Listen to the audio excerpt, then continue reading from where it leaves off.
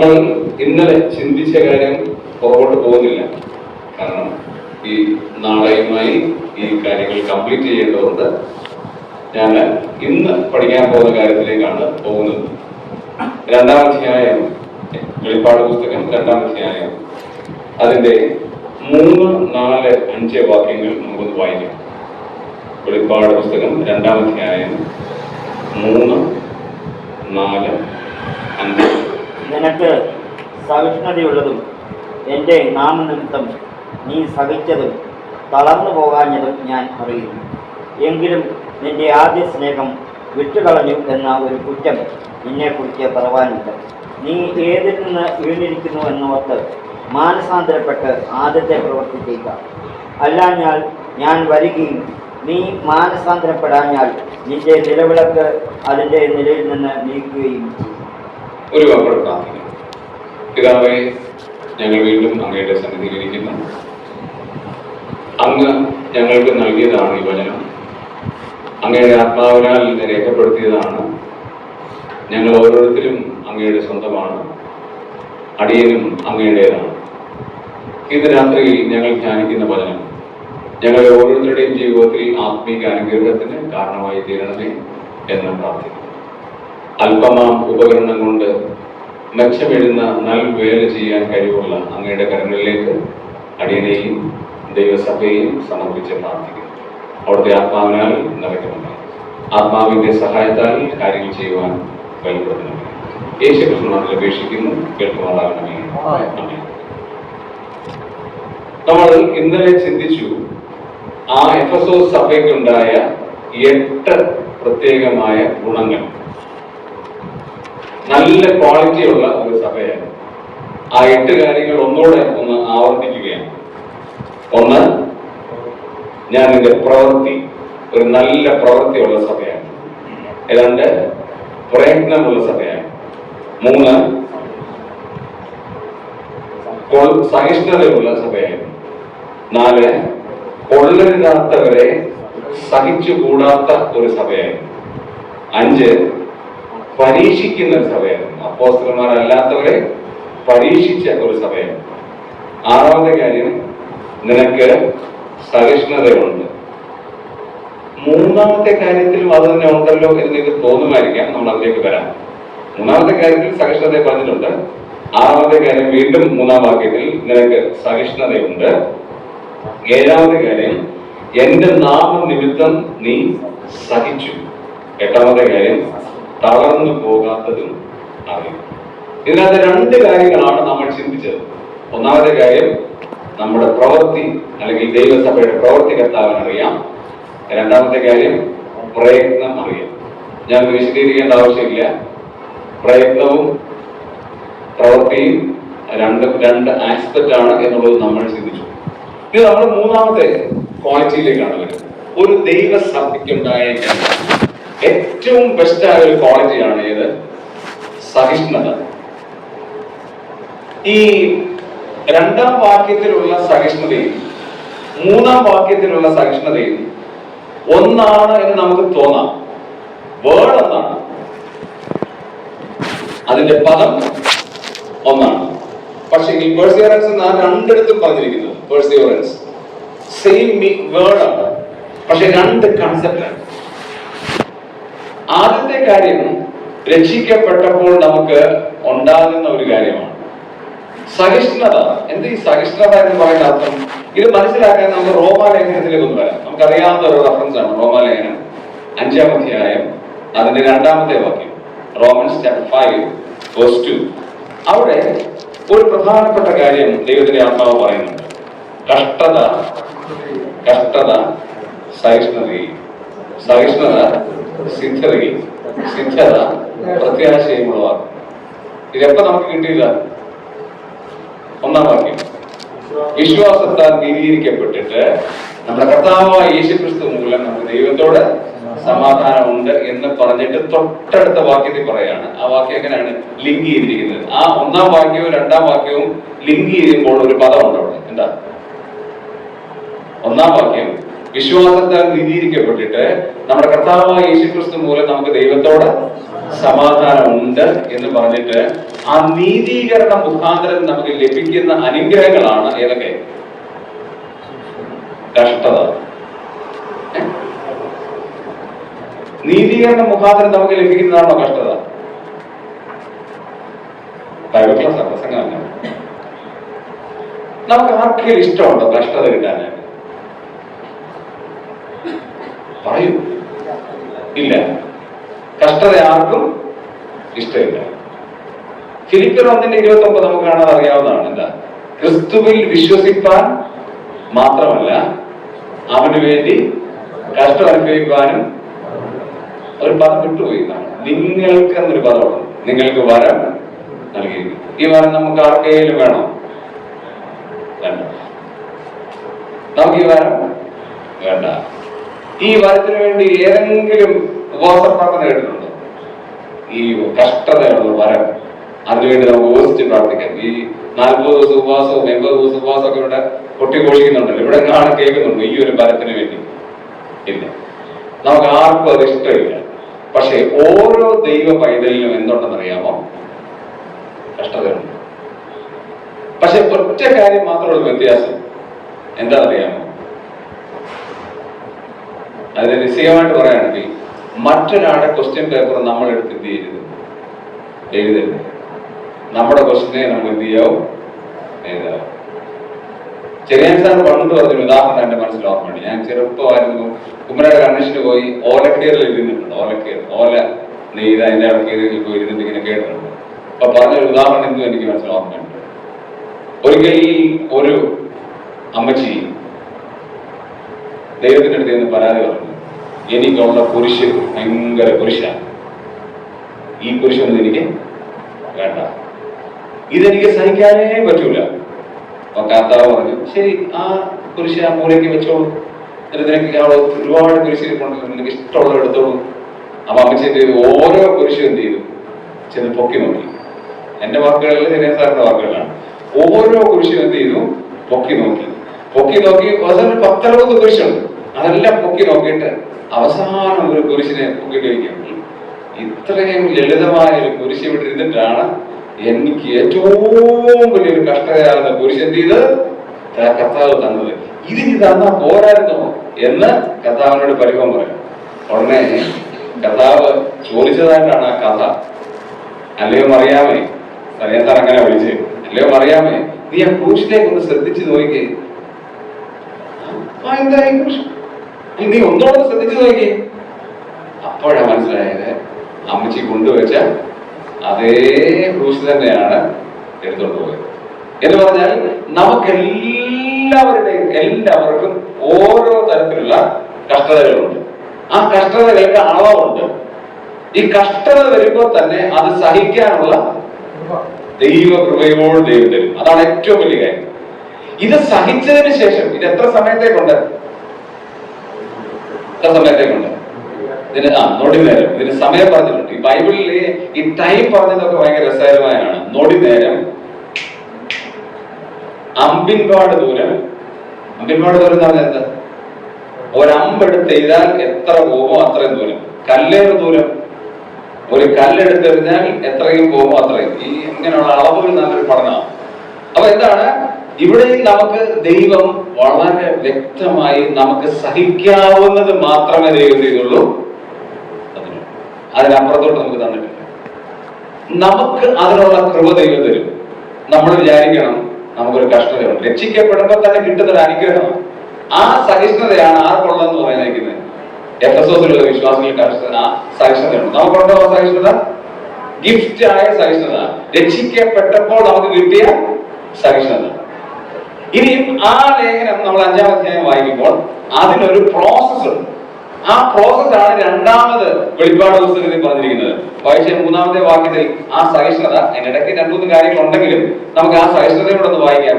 English ബൈബിളിൽ നമ്മൾ വായിക്കുകയാണെങ്കിൽ, നമ്മുടെ മലയാളത്തിൽ നിനക്ക് സഹിഷ്ണുത ഉള്ളതും എന്നാണ്.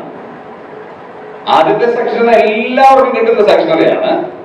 രണ്ടാമത്തെ സഹിഷ്ണുത എന്ന് പറയുന്നത് നമ്മൾ ഇംഗ്ലീഷ് ബൈബിളിൽ വായിക്കുകയാണെങ്കിൽ കാണാൻ കഴിയുന്നത് you have the perseverance, you have it.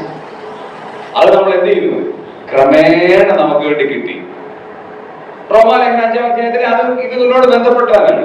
കഷ്ടത സഹിഷ്ണുതയും, സഹിഷ്ണുത സിദ്ധതയും, സിദ്ധത പ്രത്യാശയും ഉളവാക്കുന്നു. അതും പ്രായോഗികമായി നമുക്ക് കിട്ടുന്നതാണ്. ഈ സഹിഷ്ണുത എപ്പോഴാണ് നമുക്ക് ലഭിക്കുന്നത് അറിയാം? പ്രായോഗികമായിട്ട് ലഭിക്കുക. ഒരു കൈ നോട്ടക്കാരൻ ഒരിടത്തിരിക്കുകയായിരുന്നു. ഇരുന്നപ്പം കൈ നോക്കുന്ന ആ നോട്ടക്കാരൻ്റെ അടുത്ത് എന്ന് ചോദിച്ചു, സാറേ എന്റെ കൈ നോക്കാം. അതെന്താ ഞാൻ നോക്കാം, ഇതെല്ലാം തട്ടിപ്പാണ്, വേറൊരു കാര്യം. പക്ഷെ ഇങ്ങനെ കൈ നോക്കിട്ട് പറഞ്ഞു 30 വയസ്സ് വരെ കഷ്ടതയാണ്, അതിനുശേഷം അതിന് ശീലമായിക്കൊള്ളുന്നു. 30 വയസ്സ് വരെ എന്തുണ്ട്? കഷ്ടതയുണ്ട്. അതിനുശേഷം അതിന് ശീലമായി. ഇപ്പൊ നമുക്കുള്ള വേദനയിൽ പ്രയാസമുണ്ടോ? ആദ്യമൊക്കെ നമുക്ക് എന്തെങ്കിലും രോഗം വന്നപ്പോൾ, ക്യാൻസർ വന്നപ്പോൾ, അസ്വസ്ഥത വന്നപ്പോൾ, പ്രയാസം വന്നപ്പോൾ, അയ്യോ എന്താ ഒരു കഷ്ടമായിരുന്നു, എന്താ ഒരു പ്രയാസമായിരുന്നു, എന്തോ ഒരു വിലാപമായിരുന്നു, ഒരുപാട് കരച്ചിലായിരുന്നു. ഇപ്പൊ എന്താ പറയുന്നറിയാം? കർത്താവേ സ്തോത്രം പറയുന്നില്ലേ? പറയും നമ്മൾ പറയും. അതാണ് നമ്മളെ സഹിഷ്ണുത എന്ന് പറയുന്നത്. അത് നമ്മളെ എന്ത് ചെയ്യും? എങ്ങോട്ട് കൊണ്ടുവന്നു? ഒരു നല്ല പെർസീവറൻസിലേക്ക് നമ്മളെ കൊണ്ടെത്തിക്കും. കാരണം ഇതിന് സഹിക്കാനുള്ള ദൈവകൃപ സ്വർഗത്തിലെ ദൈവം എന്ത് ചെയ്തു? നൽകി. അബ്രഹാമിലേക്ക് നമുക്ക് പോകാം. ബൈബിളിലെ ഉദാഹരണം മാത്രമേ ഞാൻ പറയുന്നുള്ളൂ. അബ്രഹാമിനോട് ദൈവം പറഞ്ഞു, നിന്റെ മകനെ, നീ സ്നേഹിക്കുന്ന നിന്റെ മകനെ, ഏകജാതനമായ മകനെ കൊണ്ട് എന്ത് ചെയ്യണം? യാഗം അർപ്പിക്കണം. എവിടെ യാഗം അർപ്പിക്കാനാ പറഞ്ഞത്? ഞാൻ കാണിച്ചു തരുന്ന സ്ഥലത്ത്. ഏത് സ്ഥലം? മോറിയ മലയിൽ. എവിടെ? ബൈബിൾ ക്ലാസ് ആണ്, അതുകൊണ്ടാണ് ഞാൻ ഇങ്ങനെ പ്രസംഗ ശൈലിയിലേക്ക് പോകാതെ നിങ്ങളെ ഒരുമിച്ച് കൊണ്ടുപോകുന്നത്. എവിടെ?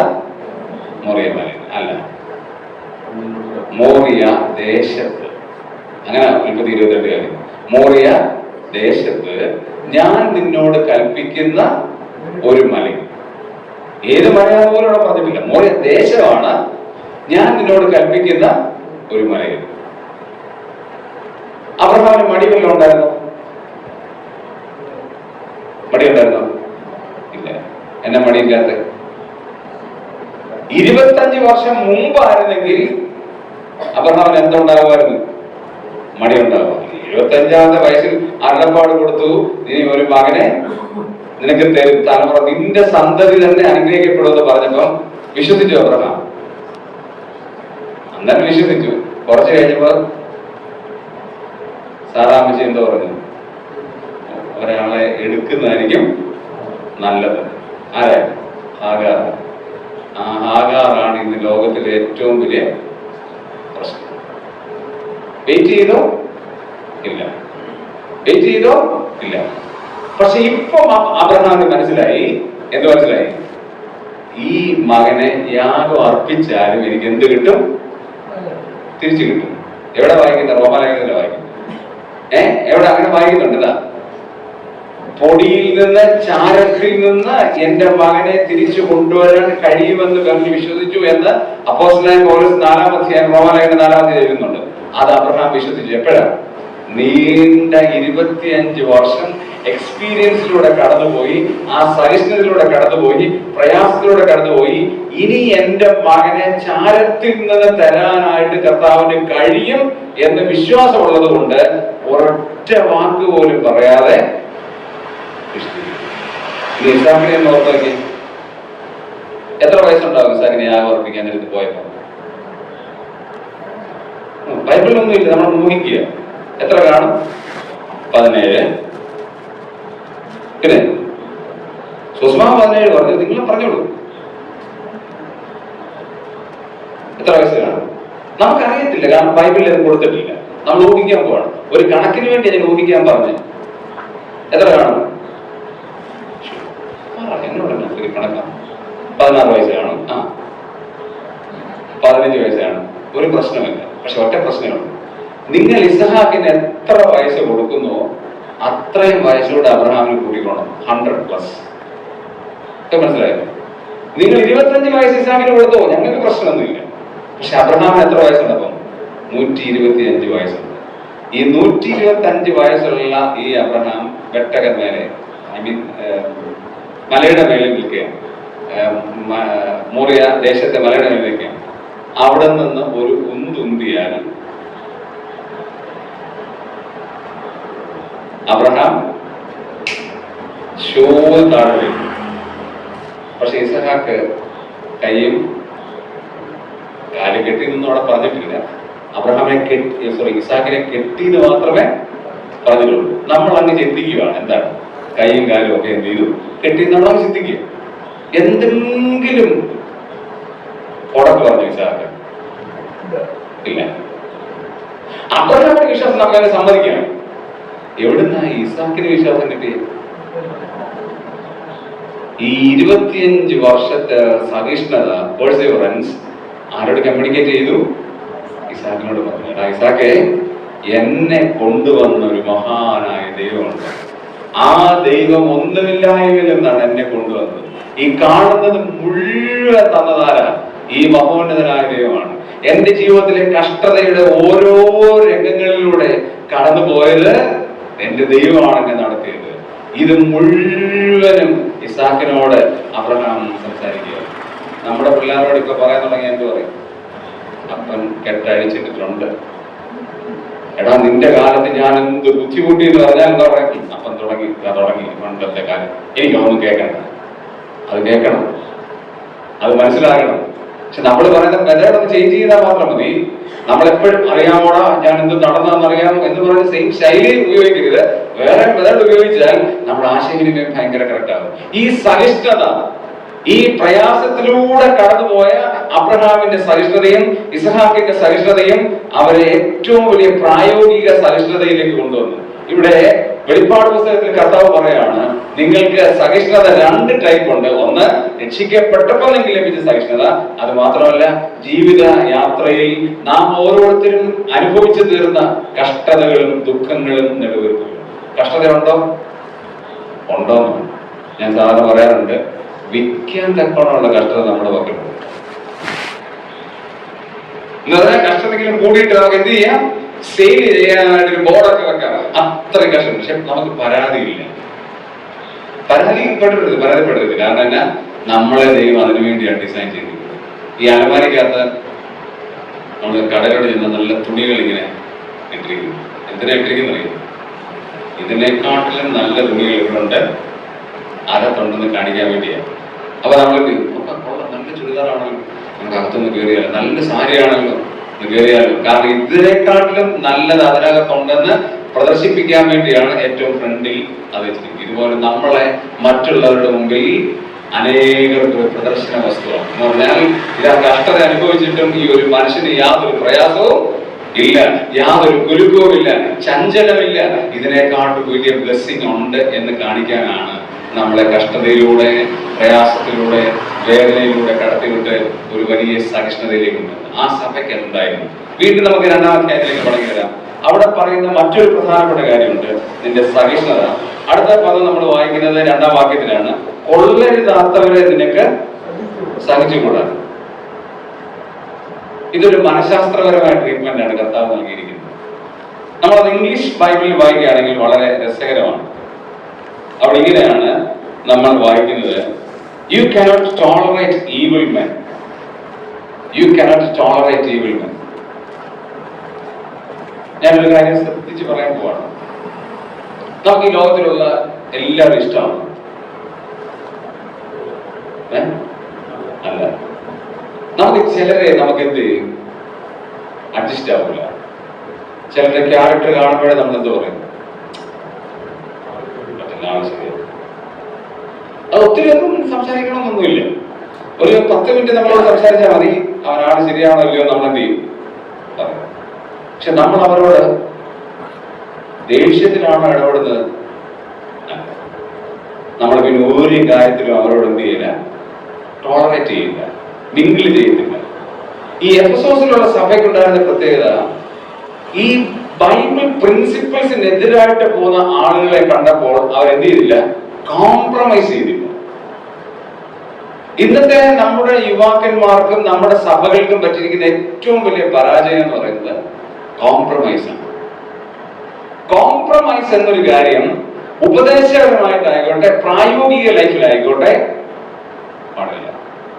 ഞങ്ങളുടെ സഭയിൽ ഒരു പയ്യൻ ബാംഗ്ലൂരിൽ പഠിക്കാൻ വേണ്ടി പോയിട്ട് തിരിച്ചു വന്നു. തിരിച്ചു വന്നപ്പോൾ അവന്റെ കൃതാവ് ഇവിടെ മുതൽ ഇങ്ങനെ ഇരിക്കുകയാണ്, 2 സൈഡിൽ. അപ്പൊ ഞാൻ സൺഡേ സ്കൂൾ എടുക്കുകയാണ്. 9 മുതൽ 9:50 വരെയാണ് സൺഡേ സ്കൂള്. അപ്പം ഇവൻ അവിടെ വന്ന് സൺഡേ സ്കൂളിൽ ഏറ്റവും ബാക്കിൽ, സഭാഭവന്റെ ബാക്കിൽ ഇരുന്നു. വന്ന് കണ്ടപ്പോൾ തന്നെ എനിക്ക് മനസ്സിലായി സംഗതി പരവക്കേടാണ്. ഞാൻ 9:40 സൺഡേ സ്കൂൾ അവസാനിപ്പിച്ചു. ഞാൻ അവനോട് ഇത് പറഞ്ഞു, 2 ഓപ്ഷൻ ഉണ്ട്.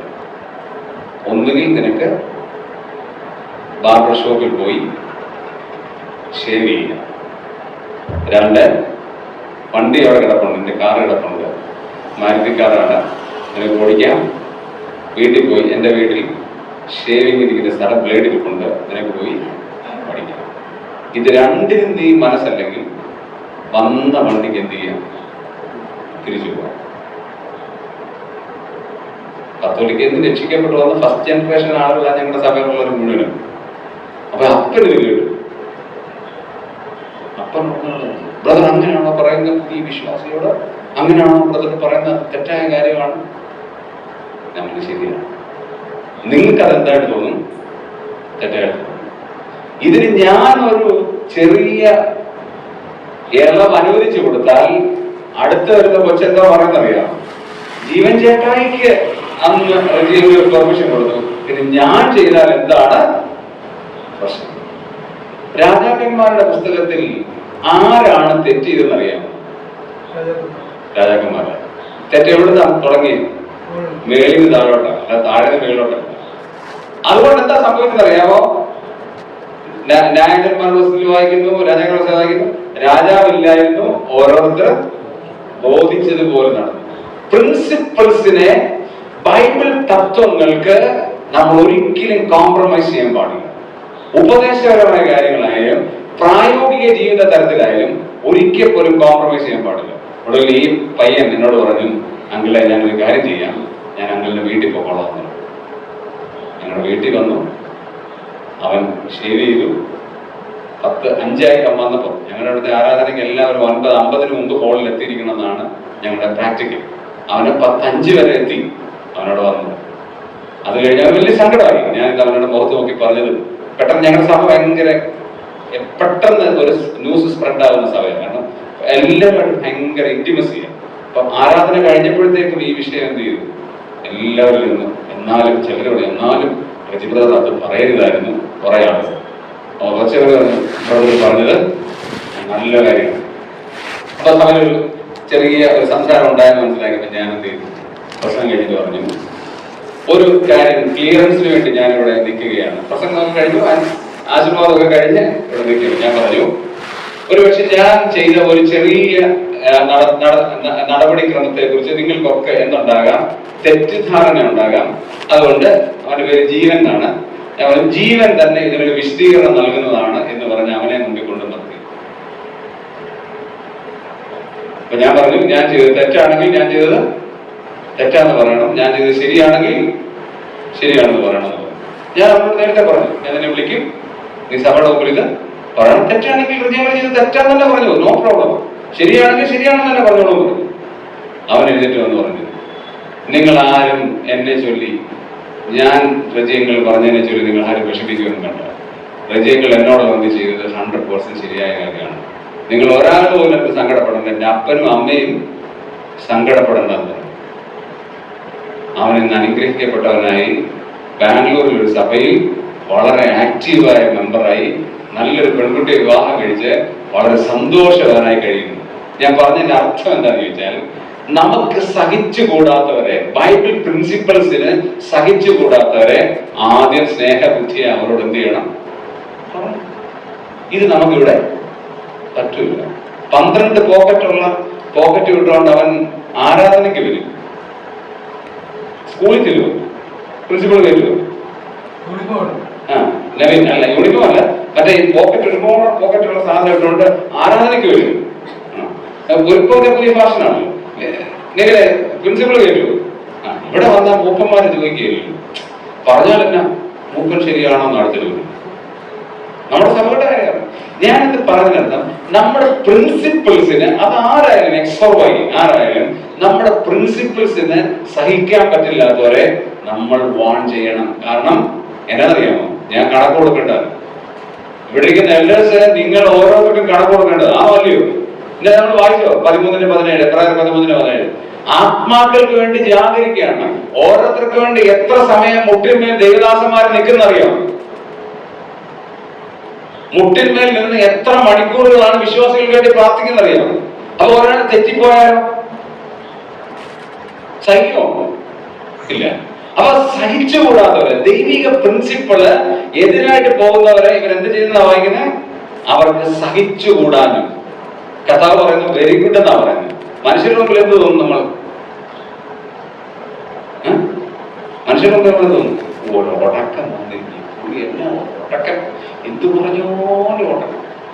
എന്റെ ഭാര്യ എന്നോട് ചോദിക്കും, അച്ഛനെ ആർക്കാ ഇഷ്ടം? ഈ സഭയിലുള്ള ആർക്കെങ്കിലും അച്ചാച്ചന് ഇഷ്ടമുണ്ട്? അച്ചാച്ചൻ തന്നെ ഒന്ന് ചിന്തിച്ചു വയ്ക്കും. ഞാൻ പറഞ്ഞു, എനിക്ക് എന്നെ ആരും ഇഷ്ടപ്പെടുന്നില്ല, എന്റെ കർത്താവ് എന്നെ ഇഷ്ടപ്പെട്ടാൽ മാത്രം മതി. കാരണം കണക്ക് കൊടുക്കേണ്ടത് ഞാനാണ്. ഇത്രയും ആത്മാക്കൾ എന്റെ സഭയിലുള്ള ഇപ്പോൾ കൂടി വരുന്ന 63 പേരുണ്ട്. ഈ 63 പേർക്കും 4 വയസ്സുള്ളവർ 81 വയസ്സ് വരെയുള്ള ഈ 63 പേർക്കും ഞാനാണ് കണക്ക് കൊടുക്കേണ്ടത്. കർത്താവ് എന്നോട് അറിയിക്കുന്നു. അവരെ ആത്മീയമായി വളർത്താൻ, അവരെ ഡെവലപ്പ് ചെയ്യാൻ ഞാൻ ചെയ്യണം. അങ്ങനെ സഹിച്ചുകൂടാത്തുണ്ടെങ്കിൽ അത് ക്ലിയർ ആയിട്ട് പറയണം എന്ന് ഞാൻ പറഞ്ഞു. അപ്പൊ ഞങ്ങളുടെ ചർച്ച നടക്കും. എന്നറിയോ? എല്ലാവരും ഞാൻ രക്ഷിക്കപ്പെട്ടു വന്നവരാണ്. ഇല്ല, ഒന്നോ രണ്ടോ പേരൊഴികെ ബാക്കി എല്ലാവരും ഞാൻ രക്ഷിക്കപ്പെട്ടു വന്നവരാണ്. അപ്പൊ അവർക്ക് എന്നോടൊരു കമ്മിറ്റ്മെന്റ് ഉണ്ട്, എന്നോട് അവർ കമ്മിറ്റ്മെന്റ് ഉണ്ട്, എനിക്ക് അവരോടും കമ്മിറ്റ്മെന്റ് ഉണ്ട്.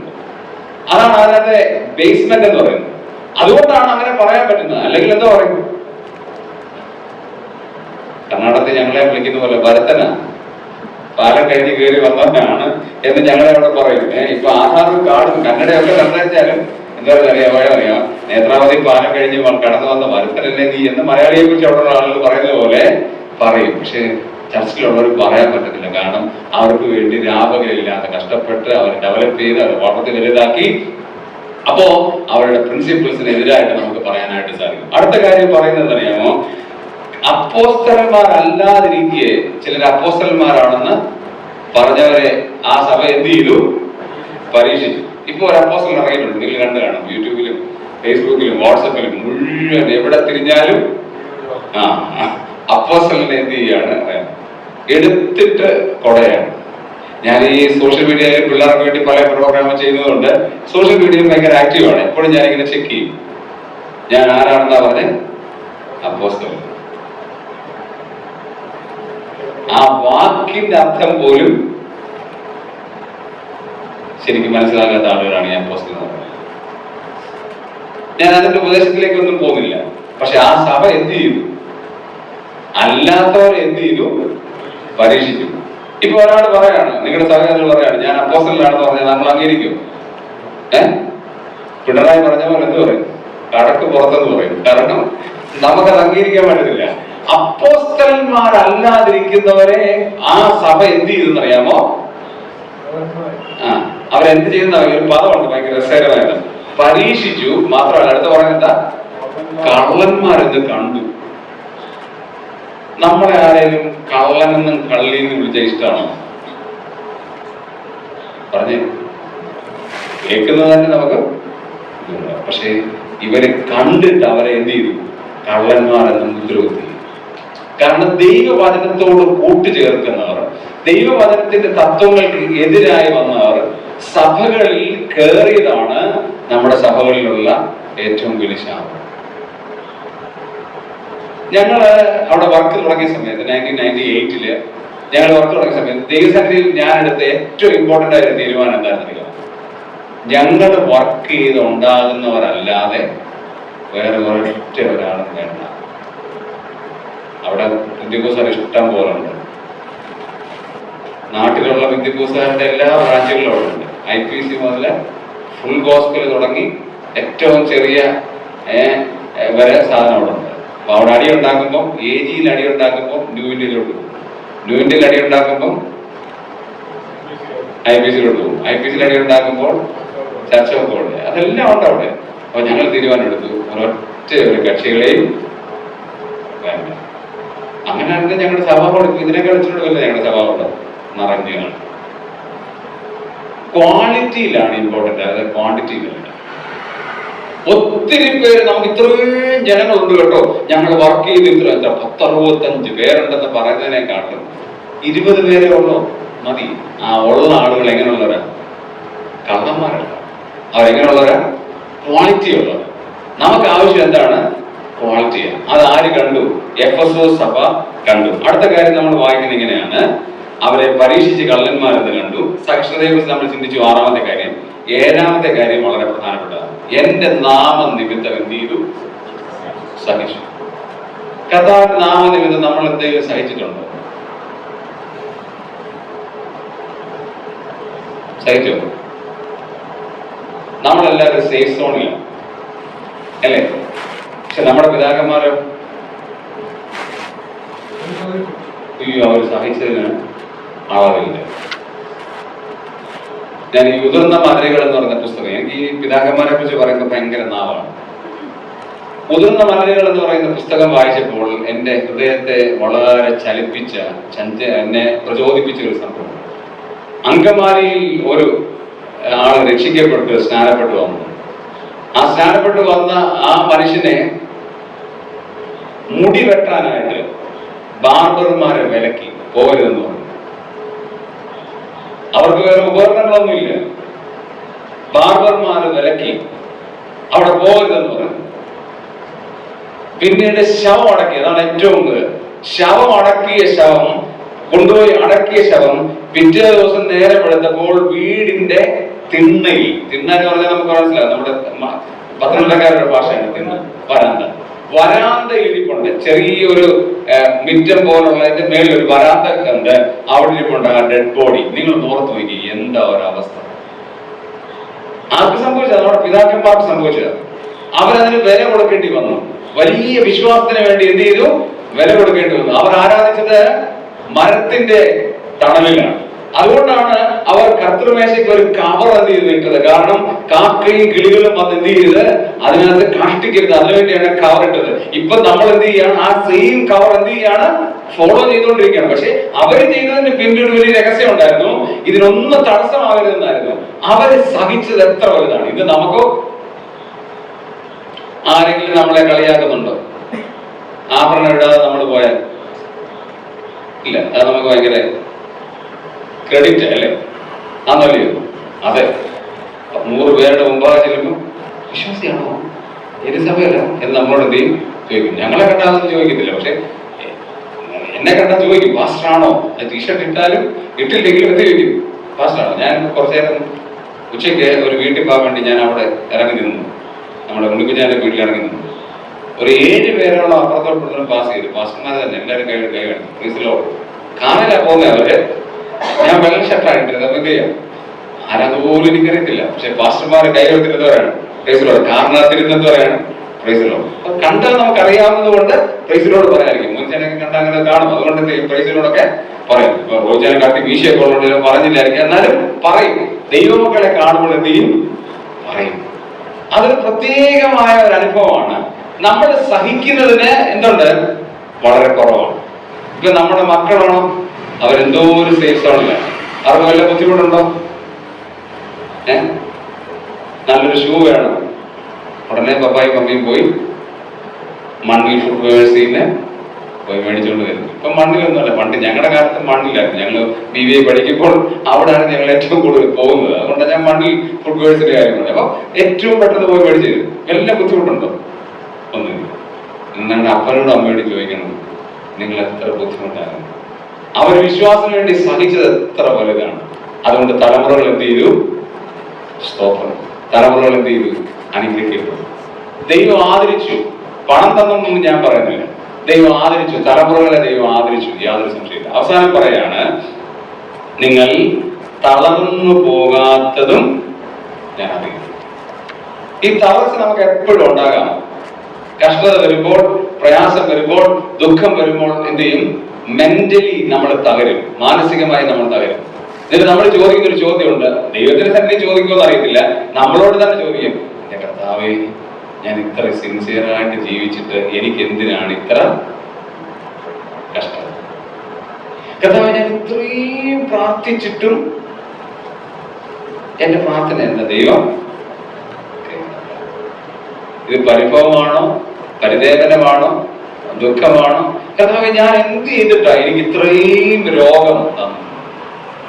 ഞാൻ എന്ത് ചെയ്തിട്ടാണ് ഈ വലിയ വേദന എനിക്ക് നൽകിയത്? പുറത്ത് ചോദിക്കത്തില്ല, പക്ഷെ എവിടെ ചോദിക്കും? മനസ്സിൽ ചോദിക്കും. ചോദിച്ചിട്ടില്ലേ? ചോദിക്കും. ഏരിയ പറഞ്ഞതുപോലെ നമ്മൾ പറയും, മതി, ഞാൻ എൻ്റെ അപ്പനാരെക്കാളും പിതാക്കന്മാരെക്കാളും ഒന്നും നല്ലവനൊന്നുമല്ല, എന്നെ അങ്ങ് എടുത്തേക്കണം, മതി, എനിക്ക് ഈ യുഗം മതി. പക്ഷെ ഞാനൊരു കാര്യം പറയണ്ടേ, നമ്മളെ ദൈവം നിലനിർത്തിരിക്കുന്ന എന്തിനാണെന്നറിയാമോ? മറ്റുള്ളവർക്ക് പ്രചോദനമാകാനായിട്ട്, മറ്റുള്ളവർക്ക് ആത്മിക അനുഗ്രഹമാകാനായിട്ട്, മറ്റുള്ളവർക്ക് ഒരു പ്രചോദനമാകാൻ വേണ്ടിയാണ്. ഒരു മരണ ശുശ്രൂഷയുടെ സംഭവം ഞാനിന്ന് പറയാൻ പോകും. ഒരു ചെറുപ്പക്കാരൻ, സ്ഥലം പറഞ്ഞാൽ നിങ്ങൾക്ക് അറിയാം, അതുകൊണ്ട് ഞാൻ സ്ഥലം പറയുന്നില്ല. ഒരു ചെറുപ്പക്കാരൻ, 33-34 വയസ്സുള്ള ചെറുപ്പക്കാരൻ, സോഫ്റ്റ്വെയർ എഞ്ചിനീയർ മരിച്ചു. അദ്ദേഹത്തിന്റെ ബോഡി, അദ്ദേഹത്തിന്റെ അപ്പനുണ്ട്, അമ്മയുണ്ട്, ഗ്രാൻഡ്മയുണ്ട്. വചന ശുശ്രൂഷയ്ക്ക് എന്നെയാണ് ക്ഷണിച്ചത്. കാരണം ഞാനും അവനും ഭയങ്കര ഇന്റിമസിയായി ഞാൻ ഡെവലപ്പ് ചെയ്തുകൊണ്ട് വലിയ സങ്കടമാണ്. എല്ലാവരും കരയുന്നുണ്ട്. ഇവരൊന്നും അങ്ങനെ വിലാപത്തിൽ കരയുന്നില്ല, പക്ഷെ ഭയങ്കര സങ്കടത്തിൽ അവരിരിക്കുകയാണ്. അവരുടെ മനസ്സിൽ 100 ചോദ്യങ്ങളുണ്ട്. വചന ശുശ്രൂഷയ്ക്ക് എഴുന്നേറ്റപ്പോൾ എന്നെക്കാളും പ്രഗത്ഭന്മാരായ ആളുകളും ഇരിപ്പുണ്ട്. പക്ഷെ എന്തുകൊണ്ടോ എന്നോടാണ് അവർ ആവശ്യപ്പെട്ടത്. ഞാൻ വളരെ ഭയത്തോടും വിറയലോടും കൂടി ആ വചന ശുശ്രൂഷ ചെയ്യുകയാണ്. പ്രത്യേകിച്ച് ദുഃഖം താങ്ങിട്ട് നിൽക്കുന്ന രംഗമാണ്. അപ്പൊ ഞാനിങ്ങനെ പറഞ്ഞു, നമ്മുടെ മോൻ, നമ്മളെല്ലാവരും സ്നേഹിച്ച ആ മോൻ കർത്താവിന്റെ സന്നിധിയിൽ വിളിക്കും. ലോകത്തിന്റെ ദൃഷ്ടിയിൽ ഒരു വലിയ ചോദ്യം ഉണ്ടാകാം. 1 വയസ്സുള്ള ഒരു മകനും ഭാര്യയും അപ്പനും അമ്മയും വല്യമ്മയും ജീവിച്ചിരിക്കുമ്പോൾ എന്തുകൊണ്ട് ഇങ്ങനെ സംഭവിച്ചു എന്ന് നിങ്ങൾക്ക് ഓരോരുത്തർക്കും ഒരുപക്ഷെ ചോദ്യം ഉണ്ടാകാം.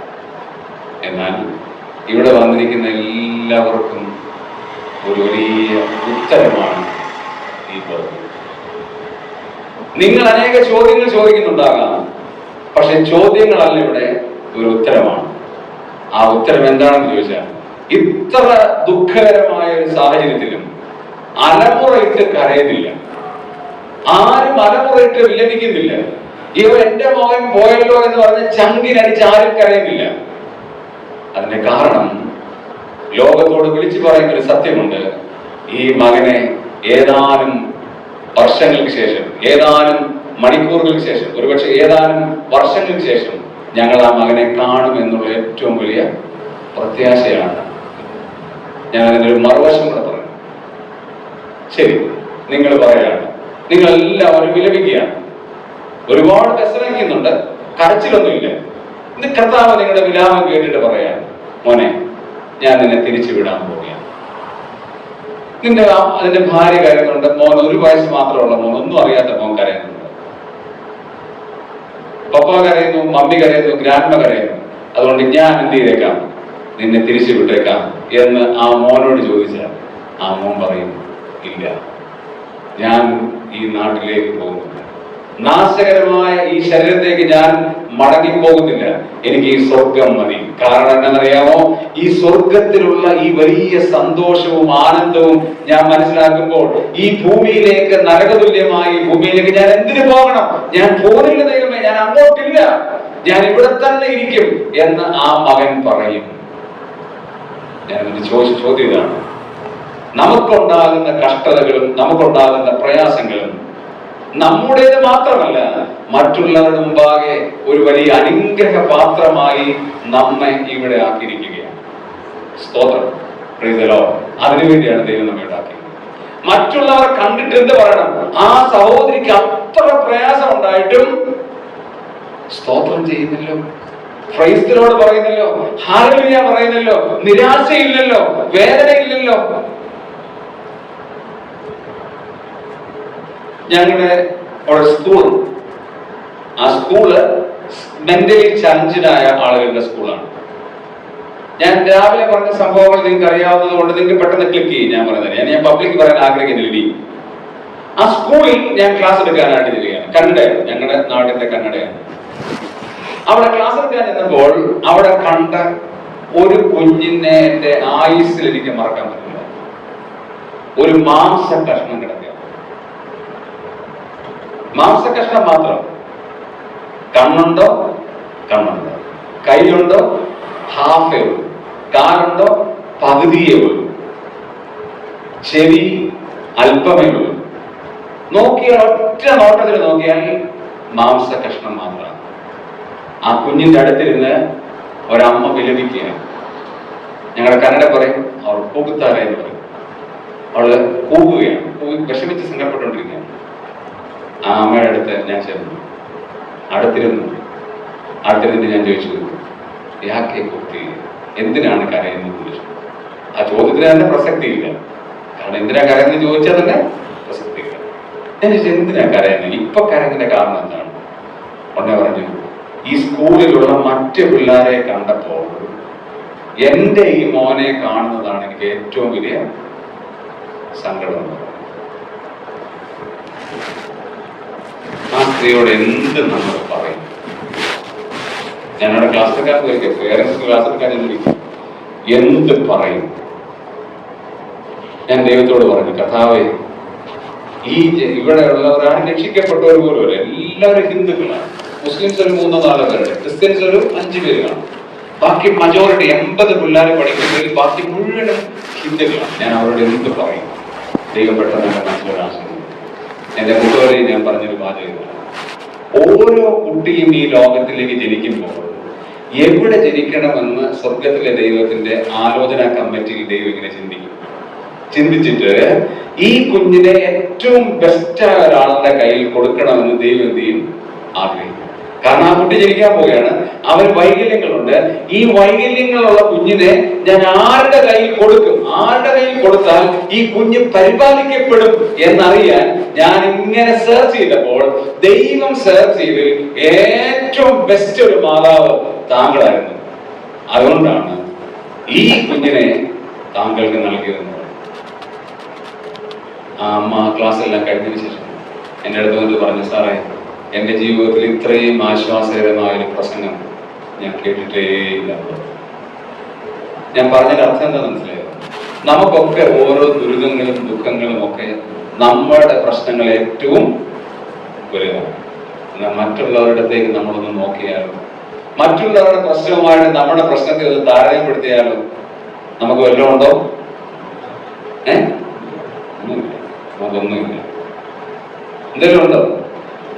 ഇന്നെനിക്കൊരു കോൾ വന്നത്, ബസ്സിൽ നിന്ന് അങ്ങോട്ട് ഇറങ്ങിയത്, ആരോഗ്യമുള്ള ഒരാള് ബസ്സിൽ നിന്ന് ഇറങ്ങിയത്, സാരി ഒന്ന് ഫുട്ബോളിൽ ഒന്ന് തങ്ങിയതേ ഉള്ളൂ, നെറ്റി അടിച്ച് താഴെ കിടന്നു.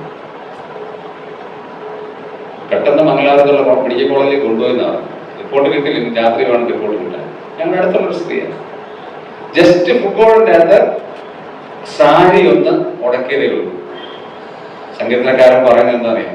എന്റെ കണ്ണിനെ കണ്ണുനീരിൽ നിന്നും, എന്റെ കാലിനെ വീഴ്ചയിൽ നിന്നും, എന്റെ പ്രാണനെ മരണത്തിൽ നിന്നും രക്ഷിക്കുന്ന ദൈവം എന്നുള്ളത് എത്രയോ അത്ഭുതകരമായിട്ടാണ് ദൈവം നമ്മെ പരിപാലിക്കുന്നത്. അവിടെ പറയുന്ന ഒരു കാര്യം ഇതാണ്, നിങ്ങൾ തളർന്നു പോകരുത്.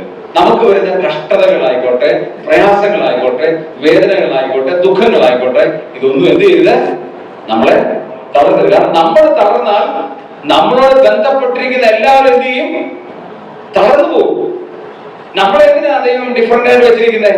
നമ്മൾ അനേകർക്ക് ഉത്തേജനം കൊടുക്കാൻ വേണ്ടിയാണ്, നമ്മൾ അനേകർ പ്രയോജനം കൊടുക്കാൻ വേണ്ടിയാണ്. നമ്മൾ തളർന്നാലോ ബാക്കിയുള്ളവരെ എങ്ങനെ നമ്മൾ ഉത്തേജിപ്പിക്കും? അതിനുവേണ്ടിയാണ് ദൈവം നമ്മളെ തന്നിരിക്കുന്നത്. നമുക്ക് ദുരിതങ്ങൾ നൽകിയത്, കഷ്ടതകൾ നൽകിയത് നമുക്ക് വേണ്ടി മാത്രമല്ല, നമ്മൾ മറ്റുള്ളവർക്ക് എന്ത് ചെയ്യണം? ഒരു പ്രചോദനമാകാൻ വേണ്ടിയാണ്. ഞാൻ ഇന്ന് അച്ഛനോട് ചോദിച്ചു,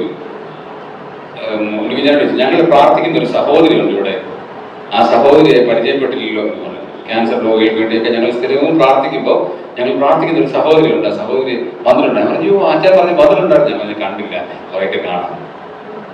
ഇന്ന് വന്നില്ല. എനിക്കറിയത്തില്ല സഹോദരി, എനിക്കറിയില്ല സഹോദരി. ഞങ്ങൾ SBS പ്രാർത്ഥനയിൽ എല്ലാ ദിവസവും 9:30 to 10:30 1 മണിക്കൂർ പ്രാർത്ഥിക്കുമ്പോൾ ക്യാൻസർ രോഗികൾ ലിസ്റ്റ് പറഞ്ഞ് ഞങ്ങൾ പ്രാർത്ഥിക്കും. അത് വ്യത്യസ്ത ആളുകളാണ് പ്രാർത്ഥിക്കുന്നത്. അവരെ അറിയത്ത് പോലും ഇല്ല ഞങ്ങൾക്ക്. പക്ഷെ അവർക്ക് വേണ്ടി ഞങ്ങൾ പ്രാർത്ഥിക്കാം. അനേകരുടെ നാവിൽ ആ നാമം എന്ത് ചെയ്യുക, എടുക്കുക. നമ്മൾ ആർക്കെല്ലാം വേണ്ടി പ്രാർത്ഥിക്കുന്നു എന്ന് നമുക്കറിയാം, അല്ലേ അല്ലേ? പക്ഷെ നമുക്ക് വേണ്ടി ആരെല്ലാം പ്രാർത്ഥിക്കുന്നതെന്ന് അറിയാമോ? ലോകത്തിന്റെ എത്രയെല്ലാം വൻകരയിൽ നമുക്ക് വേണ്ടി പ്രാർത്ഥിക്കുന്നത് നമുക്കറിയാമോ? ഇല്ല. നമ്മളെ ഓർക്കാൻ വേണ്ടിയോട് കൂടിയാണ്. അതുകൊണ്ട് നമുക്കുണ്ടാകുന്ന പ്രശ്നങ്ങൾ എന്ത് ചെയ്യരുത്, തകർന്നു പോകും. എന്നിട്ട് കർത്താവ് പറയാണ്, ഇത്രയും ക്വാളിറ്റി പറഞ്ഞിട്ട് കർത്താവ് ഒരു കാര്യം കൂടെ പറഞ്ഞു. എന്താ പറഞ്ഞറിയോ? നിങ്ങൾക്ക് 4-ാം വാക്യം, എങ്കിലും ആദ്യ സ്നേഹം വിട്ടുകളഞ്ഞൊരു കുറവ് നിന്നെ കുറിച്ച് പറഞ്ഞു. എന്ത് ഈ ആദ്യ സ്നേഹം എന്ന് പറയുന്നത്? ഒരു പാട്ടെന്നുണ്ട്, ഇപ്പൊ ഏറ്റവും ട്രെൻഡിങ് ആയ ഒരു പാട്ടാണ് ആദ്യ സ്നേഹം വിട്ടുകളഞ്ഞ വിശ്വാസി എന്ന് പറഞ്ഞൊരു പാട്ട്. ഭയങ്കര രസമാണ്, നല്ല വൃത്തത്തിലും താളത്തിലും എഴുതിയിരിക്കുന്ന ഒരു പാട്ടാണ്. ഓക്കെ, എന്ത് ഈ ആദ്യ സ്നേഹം വിട്ടുകളഞ്ഞു എന്ന് പറഞ്ഞത്? എന്താ ഈ ആദ്യ സ്നേഹം എന്ന് പറഞ്ഞത്? ഈ ആദ്യ സ്നേഹത്തെ 2 രീതിയിൽ നമുക്ക് ചിന്തിക്കാം. ഒന്നാമത്തെ കാര്യം, രക്ഷിക്കപ്പെട്ടപ്പോൾ നമുക്കുണ്ടായിരുന്ന ആ സ്നേഹം. രണ്ടാമത്തെ സ്നേഹം എന്ന് പറയുന്നത് ആദിമ സഭയ്ക്കുണ്ടായിരുന്ന സ്നേഹം. ഈ 2 രീതിയിൽ നമുക്ക് ചിന്തിക്കാം. നമ്മൾ രക്ഷിക്കപ്പെട്ടപ്പോൾ എന്തോ ഒരു സന്തോഷമായിരുന്നു, അല്ലേ? ആയിരുന്നോ? ദോഷമൊന്നുമില്ല, കുഴപ്പമില്ല. അങ്ങനെയാണോ? അയ്യോ, ആണോ? എന്തൊരു സന്തോഷമായിരുന്നു. ആ ഒരു ദിവസം ഞാൻ ഇന്നും ഓർക്കുന്നുണ്ട്. എനിക്ക് 9 വയസ്സുള്ളപ്പോഴാണ് ഞാൻ രക്ഷിക്കപ്പെടുന്നത്. അയ്യോ, ആ ദിവസം എന്റെ ജീവിതത്തിൽ ഒരിക്കലും മറക്കാൻ പറ്റത്തില്ല. കാരണം അതുവരെ ഞാൻ പറഞ്ഞത് ഞാൻ ബ്രദറുകാരനാണ്, ഞാൻ പാപം ചെയ്തിട്ടൊന്നുമില്ല, ഞാനൊരു വിശ്വാസിയുടെ മോനല്ലേ, പിന്നെ ഞാൻ എങ്ങനെ പാപിയാകുന്നു എന്നൊക്കെ ചോദിച്ചുകൊണ്ടിരുന്ന വ്യക്തിയാണ്. പക്ഷെ പാപബോധം ഉണ്ടായി, ഞാനൊരു പാപിയാണ് എന്ന് ദൈവത്തിന് മുമ്പാകെ അംഗീകരിക്കുകയും ഏറ്റുപറഞ്ഞ കർത്താവിനെ ഹൃദയത്തിലേക്ക് സ്വീകരിക്കുകയും ചെയ്ത ആ ദിവസം ഇന്നെന്താ പോലെ ഞാൻ ഓർക്കുന്നു. എന്തോ ഒരു സന്തോഷമായിരുന്നു.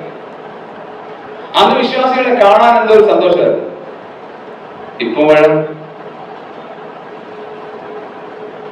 കണ്ടും കാണാതെയും പോകുന്നവർ ആണല്ലേ. കണ്ടാലും എന്ത് ചെയ്യരുത്, കാണരുത്. ഞാനെങ്ങോട്ടും കണ്ടു കഴിഞ്ഞാലോ നീ ആ സഹോദരന്റെ അടുത്ത് കൈ കൊടുക്കേണ്ടി വരും. മോനെ മോളെ എന്തോണ്ടെന്ന് ശേഷം ചോദിക്കും, മോനെ എന്തോണ്ടെന്ന് ചോദിക്കും. അതുകൊണ്ട് കാണാതെ പോകുന്നതാണ് ഏറ്റവും. എന്നാന്നറിയാം, നിങ്ങളുടെ സാഹചര്യം ഞങ്ങളുടെ അവിടെ നിന്ന് വരണം 100 കിലോമീറ്റർ കിഴക്കോട്ട് യാത്ര ചെയ്താൽ ഒരു ബ്രദറുകാരനെ കാണാൻ പറ്റത്തുള്ളൂ. ഞങ്ങൾ പടിഞ്ഞാറോട്ട് യാത്ര ചെയ്യണമെങ്കിൽ 70 കിലോമീറ്റർ യാത്ര ചെയ്യണം. മംഗലാപുരത്തിൽ പോകണം. ഹാസന 100 കിലോമീറ്റർ. ഹാസൻ 100 കിലോമീറ്റർ ഉണ്ട്. 70 കിലോമീറ്റർ പുറകോട്ട് നടന്നാലേ ഞങ്ങൾക്ക് മംഗലാപുരത്ത് ഒരാളെ കാണാൻ പറ്റത്തുള്ളൂ. ഞങ്ങൾക്ക് വടക്കോട്ട് 85 കിലോമീറ്റർ യാത്ര ചെയ്യണം, കല്ലുകുണ്ടി എന്ന് പറയുന്ന സ്ഥലത്ത്. തെക്കോട്ട് ചിക്കമംഗലൂർ മൂടബദ്രികളുണ്ട്. ചിക്കമംഗളൂരിലൂടെ മൂടബദ്രി 45-50 കിലോമീറ്റർ യാത്ര ചെയ്താൽ മൂടബദ്രി എന്ന സ്ഥലത്തുണ്ട്. അവിടെ ചെന്നാലേ ഒരു ബ്രദറുകാരനെ കാണാൻ പറ്റുന്നത്. ഞങ്ങൾക്ക് CBF ഒരു മീറ്റിംഗ് ഉണ്ട്. CBF, Christian Brethren fellowship. അതിനകത്താണ് ഞങ്ങൾ 2 മാസത്തിലൊരിക്കൽ കൂടി വരുന്നത്. 18 സഭകളുണ്ട്. ഒരു സഭ യാത്ര ചെയ്ത് ദൂരം ഞാൻ പറയുമ്പോ കുമിട്ട എന്ന് പറയുന്ന ഒരു സ്ഥലമാണ്. രോചനൊക്കെ അറിയാം. കുമിട്ട എന്ന് പറഞ്ഞാൽ നോർത്ത് കർണാടകയിലാണ്. അവർ യാത്ര ചെയ്യുന്ന കിലോമീറ്റർ 640 കിലോമീറ്റർ വൺ വേ.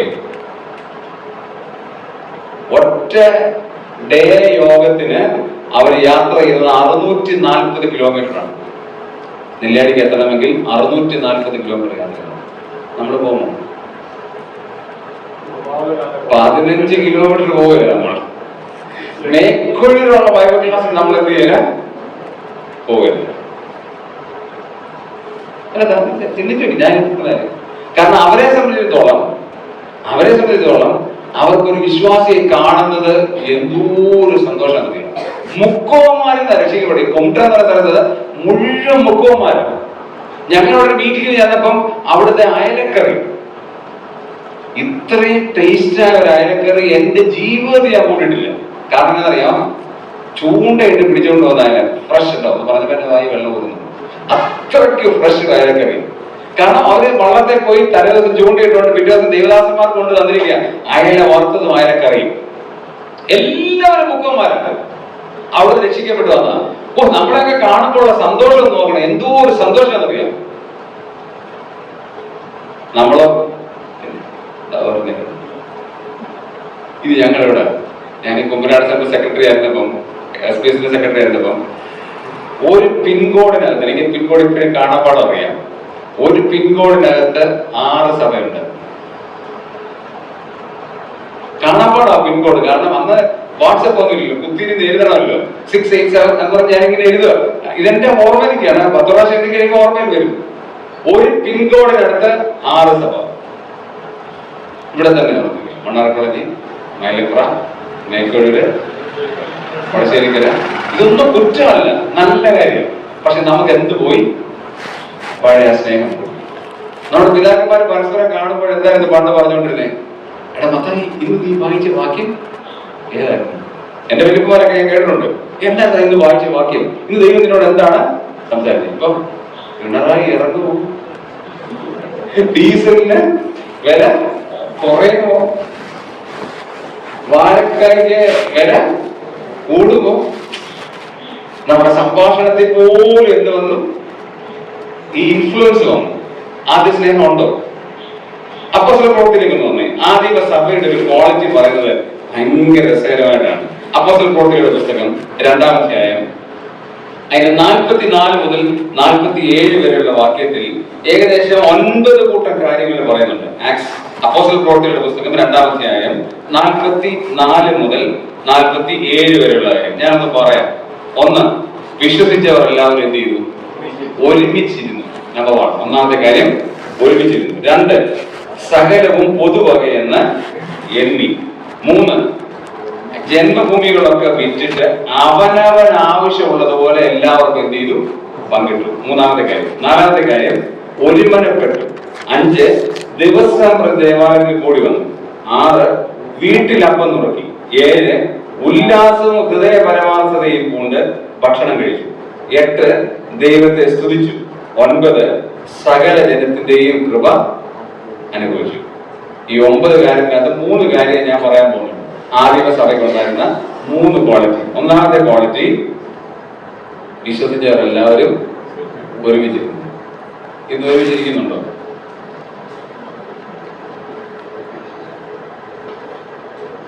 സമൃദ്ധ സഹായം കൂടുന്നുണ്ടോന്നല്ല, പത്തനംതിട്ട കൺവെൻഷൻ നിങ്ങൾ ഒരുമിച്ച് കൂടുന്നുണ്ടോന്നല്ല, നമ്മൾ ഒരുമിച്ചിരിക്കാറുണ്ടോ വിശ്വാസികളെല്ലാവരും? പിന്നെ നമ്മൾ ഒരുമിച്ചിരിക്കാറുണ്ട്. ഞാൻ വിമർശിക്കാൻ വേണ്ടി പറഞ്ഞല്ല, ഒരു പരമസത്യം പറയാൻ വേണ്ടിയാണ്. പഴയ പോലുള്ള ഒരുമയുണ്ടോ നമുക്ക്? കോവിഡിന് ശേഷം ഇച്ചിരൂടെ എന്ത് ചെയ്തു? കുറഞ്ഞു. കോവിഡിന് ശേഷം എന്ത് ചെയ്തു? പിന്നെയും കുറഞ്ഞു. അതുകൊണ്ട് ഞങ്ങളൊരു കാര്യം അവലംബിച്ചിട്ടുണ്ട്, ഒരുമിച്ചിരിക്കാൻ വേണ്ടി. ഞങ്ങളുടെ ചർച്ചയിൽ ഞങ്ങൾ അവലംബിച്ചിരിക്കുന്ന കാര്യം 2024 ചെയ്തു. അത് സക്സസ് ആണെന്ന് മനസ്സിലാക്കി 2025 ഞങ്ങൾ ചെയ്യാൻ പോകാം. ഒരു ദിവസം എല്ലാ പരിപാടികളും വീട്ടിലുള്ള ഞങ്ങളുടെ സഭയിലുള്ള എല്ലാ കൃഷിക്കാരാണ്. ഒരാൾ മാത്രമേ ഉള്ളൂ ഒരു ബിസിനസ്സുകാരനാണ്, ബാക്കി എല്ലാവരും കൃഷിക്കാരാണ്. 14 ഫാമിലി. ഇപ്പൊ ഞങ്ങളുള്ളതിൽ 14 ഫാമിലി കൃഷിക്കാരാണ്. ബാംഗ്ലൂരൊക്കെ ഉള്ള പിള്ളേർ വേറെ, അവരെ പോയി 14 ഫാമിലി ഇപ്പൊ ഉള്ളത് എല്ലാവരും കൃഷിക്കാരാണ്. എന്റെ കാര്യമല്ല, ഞാൻ ഒഴുകി. അപ്പൊ ഞങ്ങളെല്ലാം ഒരു ദിവസം എന്ത് ചെയ്തറിയാം? എല്ലാ പരിപാടികളും സ്റ്റോപ്പ് ചെയ്തു. പശുവിനെ അഴിച്ചു കെട്ടണ്ട, പശുവിനെ കറക്കണ്ട, പരിപാടികളെല്ലാം എന്ത് ചെയ്യണം? സ്റ്റോപ്പ് ചെയ്യും. അല്ലെങ്കിൽ രാവിലെ നേരത്തെ ചെയ്തോണം. 8 മണിയാകുമ്പോൾ സഭാഹോളിൽ വേണം. രാവിലെ മുതൽ ഒരുമിച്ചിരിക്കുക. സഹോദരന്മാരുടെ ഗ്രൂപ്പ് കാണും, പിള്ളേരുടെ ഗ്രൂപ്പ് കാണും, പ്രായമുള്ളവരുടെ ഗ്രൂപ്പ് കാണും. എല്ലാവരും ഇത് വർത്താനം പറയണം. വർത്താനം പറയുമ്പോൾ എന്താ ചെയ്യുന്നറിയാം? വീട്ടിലെ കാര്യങ്ങളൊക്കെ ചെയ്യും. എടി ഞാൻ ഇന്നലെ ആണെങ്കിലും ഫോൺ ചെയ്തിട്ടുണ്ട്. ചില സഹോദരന്മാരുടെ സംഭാഷണം കേട്ടിട്ട് ഞാൻ ചിരിക്കും. ഞാൻ എല്ലായിടത്തും പോയി നോക്കും ഇവര് സംസാരിക്കുന്നത്. എന്തോരം തുറന്നു വച്ചിട്ടാണെന്നറിയാം. വീട്ടിലുള്ള കാര്യം മുഴുവൻ എന്ത് ചെയ്തു? തുറന്നു പറയാം. എന്നെ കഴിഞ്ഞ ആഴ്ച എന്റെ ഭർത്താവ് ഒരു സാരി മേടിച്ചിട്ട് വന്നടി, ഒന്നിനും കൊള്ളില്ല, അത്രയും കീറി. ഇവര് പരസ്പരം പറഞ്ഞാൽ കേൾക്കുന്നതാണ്. കാരണം ഈ ഒരുമിച്ചിരിക്കുമ്പോഴുള്ള നമ്മളുള്ള സംഭാഷണം നമ്മൾ എത്ര നാളായി ഇതുപോലെ ആത്മാർത്ഥമായിട്ട് കൂടിയത്? സത്യം പറ, അങ്ങനെ ഒരു കൂട്ടം നമുക്കുണ്ടോ? സ്വന്തം കുടുംബത്തിൽ ഒരുമിച്ചിരിക്കുന്നില്ല. കാരണം ഓരോരുത്തരുടെ കയ്യിൽ ഓരോ ഫോണിട്ട് തോണ്ടിക്കൊണ്ടിരിക്കുക. പിന്നെ എങ്ങനെയാണ് ഒരുമിച്ചിരിക്കുക? ആദ്യ സ്നേഹം വളരെ പ്രധാനപ്പെട്ട ഒരു കാര്യമാണ്. രണ്ടാമത്തെ കാര്യം അവിടെ വായിക്കുന്നു, അവിടുത്തെ ഏറ്റവും പ്രധാനപ്പെട്ട ഒരു കാര്യം സകലവും പൊതുവകം. നമുക്കിപ്പോ പൊതുവകം എണ്ണാൻ പറ്റുമോ? ഇല്ല. പക്ഷെ നമ്മൾ പറയുന്നത് എന്താ അറിയാം? എന്റെ കാർ. എന്താ? എന്റെ കാർ, എന്റെ വീട്. പക്ഷെ നമ്മുടെ പിതാക്കന്മാർ എന്താ പറഞ്ഞറിയോ? നമ്മുടെ കാർ എന്നാണ് പറഞ്ഞത്, നമ്മുടെ വീട്. നിങ്ങൾ ശ്രദ്ധിച്ചു വയ്ക്കുക, നിങ്ങളുടെ വലിയപ്പന്മാരെ. ഞാൻ ഇപ്പോഴും അത് ശ്രദ്ധിക്കാറുണ്ട്, ഓർക്കാറുണ്ട്. അവര് പറയുമ്പോ എപ്പോഴും പറയുന്നത് നമ്മുടെ സഹോദരന്മാർ. ഞാൻ ഓർക്കും ഞങ്ങളുടെ എല്ലാസൊക്കെ എന്നിട്ട് ഇത് പറയുമ്പോ നമ്മുടെ സഹോദരന്മാർ. അതിനകത്തൊരു ഭയങ്കര ഗാംഭീര്യ സ്വരം ഉണ്ടായിരുന്നു. അവർ പറയുന്നതിനകത്തൊരു സ്വീറ്റ്നെസ് ഉണ്ടായിരുന്നു. ഇതിപ്പോ ഞാനായി, എന്റെ കാര്യമായി, എന്റേതാണ്. എനിക്ക് മറ്റൊരാളുടെ കാര്യത്തിനകത്ത് എനിക്ക് ഇൻവോൾവ് ചെയ്യേണ്ട കാര്യമില്ല. കാരണം എല്ലാവർക്കും സൗകര്യങ്ങളായി. ആദ്യം സ്നേഹമുണ്ടോ? കണക്ക് കൊടുക്കണോ? ഇതിന് കണക്ക് കൊടുക്കണോ വേണ്ടേ? കണക്ക് കൊടുക്കണം. കണക്ക് കൊടുത്തേ പറ്റൂ. നമുക്ക് കിട്ടുന്നതിന് മുഴുവൻ കണക്ക് കൊടുത്തേ പറ്റൂ. നമ്മൾ കാര്യങ്ങൾ എളുപ്പം ആസാരമില്ല. നമ്മൾ അവിടെ ചെല്ലുമ്പോൾ സുഖമായിട്ട് നിൽക്കും. നമ്മളെ കർത്താവിനെ സ്വയമായിട്ട് കയറ്റി വിടും, പ്രശ്നമൊന്നും ഇല്ലാതെ കയറ്റി വിടും എന്നൊക്കെ പ്രതീക്ഷ വെച്ചായിരിക്കുന്നതല്ലേ. ശാസ്ത്രപ്പെടുത്തൊന്നുമില്ല. അതൊന്നുമല്ല ഞാൻ പറയുന്നത്. ദേഹീരക്ഷ വളരെ പ്രധാനപ്പെട്ട ഒരു കാര്യമാണ്. ലാസ്റ്റ് കാര്യം അവിടെ പറയാണ്, സകല ജനത്തിന്റെയും ദൈവം അനുഭവിച്ചു. എന്താ ഈ സകല ജനത്തിന്റെയും ദൈവം അനുഭവിച്ചു എന്ന് പറഞ്ഞു? സകല ജനത്തിന്റെയും ദൈവം അനുഭവിച്ചു. സകല ജനത്തിന്റെയും കൃപ.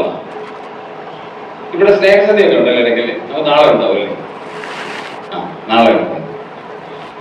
ഓരോ വീട്ടിലെ പയറിന്റെ ടേസ്റ്റ് എന്താണ്?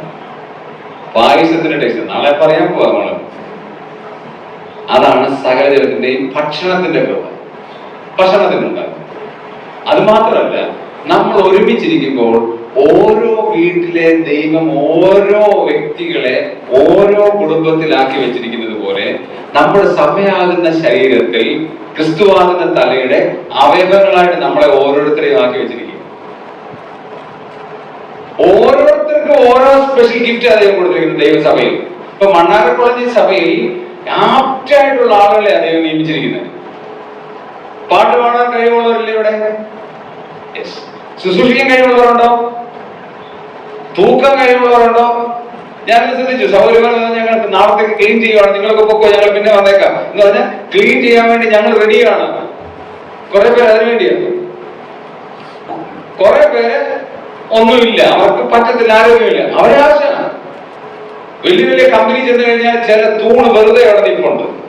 ചിലതെന്ത് ചെയ്യും? ഭയങ്കര സ്പീഡ് മെഷീൻ കറങ്ങുക. അപ്പൊ നമ്മൾ വിചാരിക്കും കുറ്റി പോലെ അവിടെ നിൽപ്പുണ്ട്, മറ്റവരൊക്കെ എന്ത് ചെയ്യുക? സ്പീഡിൽ കറങ്ങുക. പക്ഷെ ഈ പുലി കുറ്റി പോലെ നിൽക്കുന്നതുകൊണ്ടാണ് ബാക്കിയുള്ള ആളുകളൊക്കെ എന്ത് ചെയ്യുന്നത്? കറങ്ങുന്നത് മനസ്സിലാകുന്നില്ല. ചിലർ ഒന്നും ചെയ്യുന്നില്ലെന്നൊക്കെയാണ് നമ്മൾ പറയുന്നത്. പക്ഷെ അവരാ നിൽക്കുന്നത് കൊണ്ടാണ് നമ്മൾ എന്ത് ചെയ്യുന്നത്? ഈ സ്പീഡിൽ കറങ്ങുന്നത് പറയണം. അങ്ങനെ ഓരോ ജോലി ചെയ്യുകയാണ്. ഈ ഉത്തരവാദിത്വം നമ്മൾ വിശ്വസോടെ ചെയ്യുന്നുണ്ടോ? ഞാൻ ഉദാഹരണങ്ങളെ പറഞ്ഞ് അവസാനിപ്പിക്കും. ഒരിക്കലും ഈ 5 പേരുകൾ തമ്മിൽ ഭയങ്കര വഴക്കുണ്ട്, പൊരിഞ്ഞ വഴക്ക്. ഇവൻ പറഞ്ഞു, ഞാനാണ് ഏറ്റവും വലുത്, കാരണം എന്റെ പേരെന്താ? പെരുവരും തന്തവരും. അത് തള്ളവരെന്നാണ് പറയുന്നത്. ഞങ്ങളുടെ അവിടെ തന്തവരെന്നാണ്. അപ്പൊ ഞാനാരാണ്? പെരുവരിലാണ്, തള്ളവരിലാണ്. അവ പറഞ്ഞു ഞാനാണ് ഏറ്റവും മിടുക്കൻ, കാരണം വണ്ണം എനിക്ക്. മറ്റേ പുള്ളി പറഞ്ഞു, നിനക്ക് വണ്ണം ഉണ്ടായിട്ട് എന്നാ കാര്യം? ചൂണ്ടുന്നത് ആരെ? നിന്നെ ആരും ചൂണ്ടാറില്ല. അതുകൊണ്ട് ഞാനാണ് ഏറ്റവും മിടുക്കൻ, കാരണം ഏതൊരു കാര്യം ചെയ്യണമെങ്കിലും എന്താണ്? ചൂണ്ടുന്നത് നിന്നെയാണ്. മൂന്നാമത്തെ പറഞ്ഞു, വെറുതെ വഴക്കുണ്ടാകണ്ട, വണ്ണം നിനക്കായിരിക്കാം, ചൂണ്ടും നിന്നെയായിരിക്കാം, നീളമാർക്കാം എനിക്ക്. അതുകൊണ്ട് ഞാനാണ് ഏറ്റവും സ്മാർട്ട്, ഞാനാണ് ഏറ്റവും ഇമ്പോർട്ടന്റ് ആയ ആൾ. നാലാമത്തെ പറഞ്ഞു, ഇപ്പൊ നമ്മുടെ പിള്ളേർക്ക് ചെയ്യുന്നുണ്ട്. നാലാമത്തെ പറഞ്ഞു, ശരിയാണ്, വിവാഹത്തിന് റിങ് ഇടുന്ന എവിടെയാണെന്നറിയാം. നിന്റെ ജീവിതത്തിൽ ഏറ്റവും വലിയ ഡിസിഷൻ വരുമ്പോ അതിന് റിങ് ഇടുന്നത് എവിടെയാണെന്നറിയാം? എന്റെ വിരലിലാണ്. അതുകൊണ്ട് ഞാനാണ് ഏറ്റവും മിടുക്കൻ എന്ന് പറഞ്ഞു. അപ്പൊ 4 പേർക്കും പറയാൻ ഓരോ കാരണമുണ്ട്. ഈ പാവം പിടിച്ച കുഞ്ഞു വിരല് പുള്ളിക്കൊന്നും പറയാനില്ല. പുള്ളി പറഞ്ഞു, ശരിയാ, നിങ്ങൾക്ക് വണ്ണമുണ്ട്, ചൂണ്ടും തന്നെയാണ്, നീളം നിനക്കാണ്, റിങ് ഇടുന്ന അവിടെയാണ്, പക്ഷെ എനിക്കൊന്നുമില്ല പറയാൻ. പക്ഷേ ദൈവത്തിന്റെ മുമ്പാകെ പ്രാർത്ഥിക്കാൻ വരുമ്പോൾ ഞാൻ ഏറ്റവും, ബാക്കിയുള്ളവരെല്ലാം ഇവിടെ പ്രാർത്ഥനയ്ക്ക് വരുമ്പോൾ ഏറ്റവും മുമ്പിലാണെന്നറിയാം. നമ്മൾ വിചാരിക്കും എനിക്കൊരു കഴിവുമില്ല, എന്നെ കൊണ്ട് വലിയ യോഗ്യതയൊന്നുമില്ല, എനിക്ക് പ്രസംഗിക്കാനൊന്നും അറിയത്തില്ല, പാടാൻ അറിയത്തില്ല, ഒന്നും എനിക്ക് ചെയ്യാൻ പറ്റില്ല എന്ന് നിങ്ങൾ വിചാരിക്കുന്നുണ്ടാകാം. എനിക്ക് യാതൊരു കഴിവുമില്ല, യാതൊരു കൃപയുമില്ല, യാതൊരു ശുശ്രൂഷ വരവും എനിക്കില്ല എന്ന് നിങ്ങൾ സ്വയമായി പറയുന്നുണ്ടാകാം. പക്ഷെ നിങ്ങൾ ഏറ്റവും ചെറുതിലാണെങ്കിലും നിങ്ങൾക്ക് ദൈവത്തിന് മുമ്പാകെ അമൂല്യമായ ഒരു സ്ഥാനമുണ്ട്. ആ അമൂല്യ സ്ഥാനമുള്ളത് പ്രാർത്ഥനയിൽ അനേകർക്ക് വേണ്ടി ഇടവെൽക്കുക എന്നുള്ളത് ഏറ്റവും പ്രാധാന്യമാണ്. സ്വർഗം അംഗീകരിക്കുന്ന ഏറ്റവും വലിയ കാര്യം എന്താണെന്ന് അറിയാമോ? അതന്നെ നമ്മുടെ ജി കെ ശമൽസാർ പാടിയതുപോലെ ലോകധനം സൗഖ്യമാർഗമായി കരുതി, ലോകധനം സൗഖ്യമാർഗമായി കരുതി പോകും നരർക്കുള്ള വിനക്കില്ലോ കരുതി, എന്നാൽ ക്രിസ്തുവിൽ സമാധാനം നിത്യമാം സുഖദാനമരുളും. എന്തിനാകുലം കലരും മനമേ, യേശു നായകൻ സമാധാനദായകൻ നിനക്കെന്നും ധനമേ. എന്തിനാകുലം കലരും മനമേ.